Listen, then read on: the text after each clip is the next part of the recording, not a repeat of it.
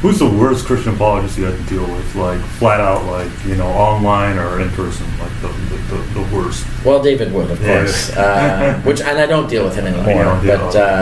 But yeah, on my website. I know you talked about that. Yeah, on my website you can find my the deceptions of David Wood. The deceptions of David Wood, where way back then he lied about what was in my book, Sense and Goodness Without God, and so I document that, and it's just like they were just so craven. It was just so wanton, the lies. And then, he didn't own up to it or fix it. He just doubled down on his lies. And so dealing with that, that's when I realized he was just such a fundamentally dishonest person that there's just no point in even interacting with him. And so I haven't. I don't know if I have since then, but hardly at all. But yeah, that guy is kind of despicable in that regard. Yeah, I don't like dealing with them. We'll talk about it later. Let's talk about Christian apologist David Wood. I know you call him a liar, and he isn't an honest person, and we talked about that earlier.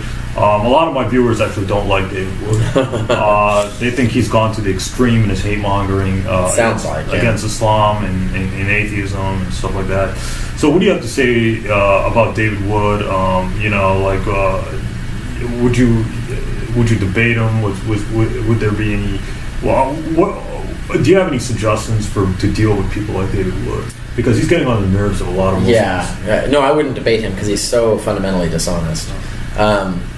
The thing you have to do with these people is you have to discredit them. You have to actually accumulate the evidence that shows that these are not honest people, they're not reliable authorities, so that no one should trust them, no one should be listening to them anymore.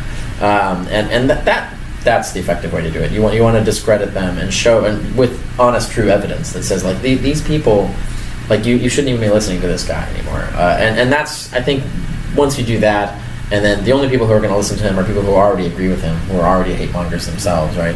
And then you've accomplished your goal, essentially. You've reduced his influence, because there'll be people who don't know that he's such a liar, who don't know how he's distorting reality. They don't know how he's, like, ginning up hate.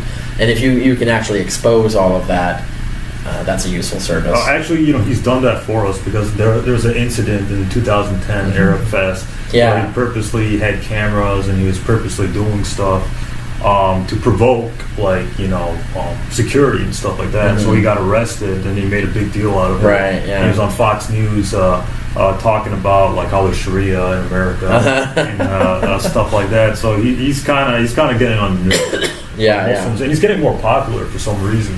Yeah. So I don't like discussing him, but he's just his influence is getting bigger. So I was just wondering your thoughts on that. Yeah, I would suspect, insofar as his influence is getting bigger, is that he's appealing to rising Islamophobia in general. So I think it's he's not helping. No, he's just pandering to that audience, right? Essentially, and that audience is growing up without him. It's just that's obviously where he's getting his support. His support and his food, essentially. Well, not literal food, but the thing that's feeding him. Yeah, so, like, psychologically there's something wrong with him. He had, like, antisocial personality disorder. He tried to kill his own father with a hammer. His mom put him in a mental hospital. So there is something wrong with him.